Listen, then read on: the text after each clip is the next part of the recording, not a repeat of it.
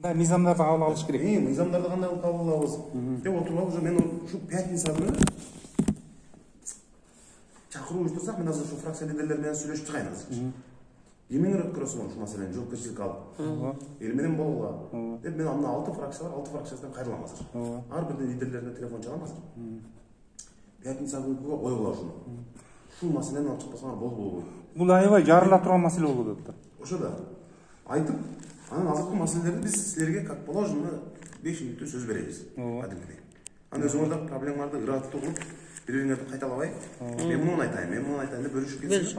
Анан ушуну кабылдап ошол жерден билинет. Мен өзүм болом. Өзүм катышам сөз. Катышып өзүм отуруп, ошол жерде бир чечүүнүн жолу боюнча бир пикирге ошол жерде келишип керек. Сөзсүз жанар депутаттардын жакшы бир юристи керек да. Потому что бизде барбы? Ошол катышса, депутат юрист катышсачы, эң жакшы болгон атат да. Бул жерде бул баары эле юридический немеге бар, такалат да. Биз өзүбүздүн жоопкерчилик юристтерин алып келебиз. Бул мындай да логиканы спокойно жөн эле мындай логиканы иштеткендечи, бул жөнөкөй адамдарды, жөнөкөй граждандарды каракчылык менен тоноп алуу деген болуп атат да, получается. Алдаган $5000 берип туруп, анан $150,000 үйлөрүн тартып алып, анан $5000 банкка төлөп коюп, калганын бөлүп алып атышат жанагыларчы. Мына ушуну токтотуу, системный, коррупционный системный, муну ушуну талкалаш керек да. Эл ушуну күтүп атат. Парламенттин бир жыйынын кылып берейин деп атам. Отуруп. Эгер бүт чакыралы анткени абдан соң биз чакырсак, абдан соң лидер фракциялар чакырса келет. Анан ошондо мен могуларга отуруп детально кирели, юристтерди алып келейин. Мен жоопкер юристтерди алып отургузабыз. Жанагы мындай да биз көп мындай биздин тематика ар түрлүү да, ар кыл. Мисалы үчүн биз социалдык көйгөйлөрдүн баардыгын ушул мисалы үчүн элге керектүү нерселерди ошол элдин арасында жүрүп, угуп билип, анан ошолорду кайра эмеге өкмөткө, депутаттарга жана ошондой эле президенттин аппаратына жеткиребиз. Анан в основном бизди депутаттар деле, өкмөт деле, аппарат президенти аябай таанып калышты. Эл деле жакшы таанып калышты. Азыркы учурда мындай болуп атпайбы? Сиз мисалы үчүн азыркы учурда депутат болуп биякта жүрүп атасыз да, элдин арасына көп деле аралашып барган жоксуз да. Эгерде, если честно сказать, бир үйдө даже антипреспирант эмес, эме жигерге ооз тийдиргендер аны жок. Отурат көп ошондой. Кыйналгандар аябай көп болот. Анан мисалы үчүн өкмөттүн эме иштеп аткандар деле мисалы үчүн ай сайын айлык алып, у них какой-то доход бар да. Элестетиңиз, 1,5 миң сом пенсия алган майып кантип 7,000 сомдук кредитти төлөйт. Инвалидтер аябай көп. Ошол жумуш жер жок. Мындай да азырчы мындай болот да жанар. Азыр мындай болот да. Бияктагы жана аткаминерлер шулунда. Булар келген кредиттерди жеп алып атабы? Биз аны фактически документально доказать эткенбиз.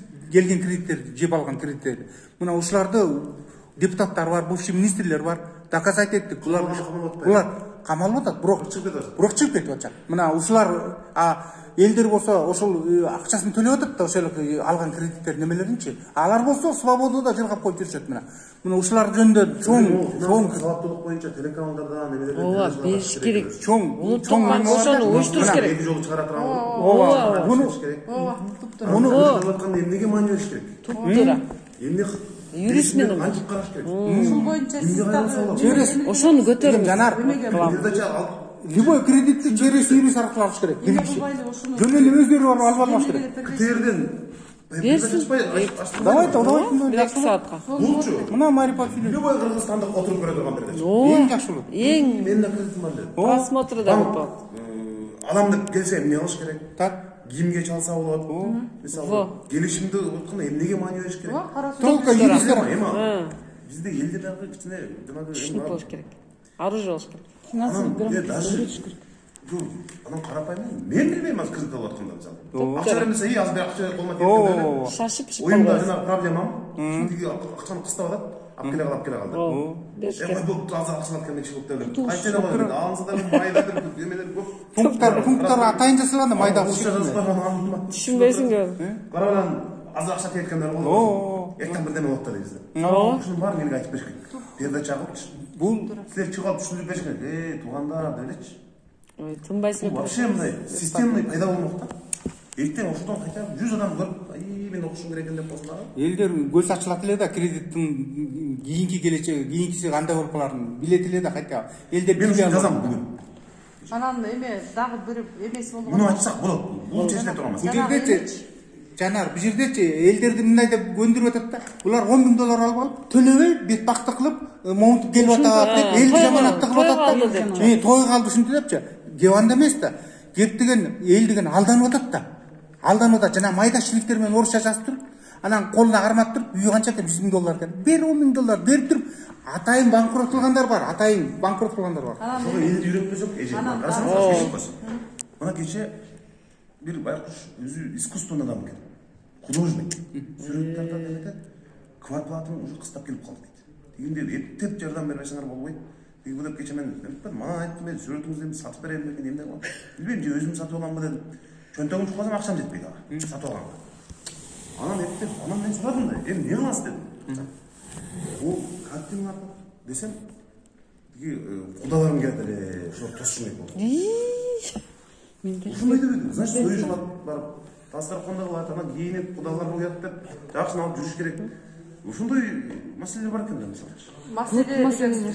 Маданият ишкерлеринчи жашаган жерин барып көрсөңүз, могу Кукольный театрдын ар жагында жашашат. Балдары эшикте жүрөт, кийинген кийимдерин көрсөңүз сантырап сыганда. Булардын айлыгы да аз экен. Негизгиси эле биз маданият кызматкерлерин вообще баалабайт экенбиз. Анан мен могу кредиттер боюнча айта турган нерсем 2018 жылдан 19 жылга караганда пандемиянын алдында доллар 48ден автоматически 80ге көтөрүлүп кеткен. 14 жылда болгон. Ушул учурда эч ким пролонгация кылган жок. Эч ким эме кылган жок. Жанагы крупный бизнес менен заниматься эткендерчи, ун саткан, май саткан, тиги булардын бардыгы ушул жерден банкрот болду. Бул биринчи. Экинчиси, Ош базар 2 жолу өрттөндү.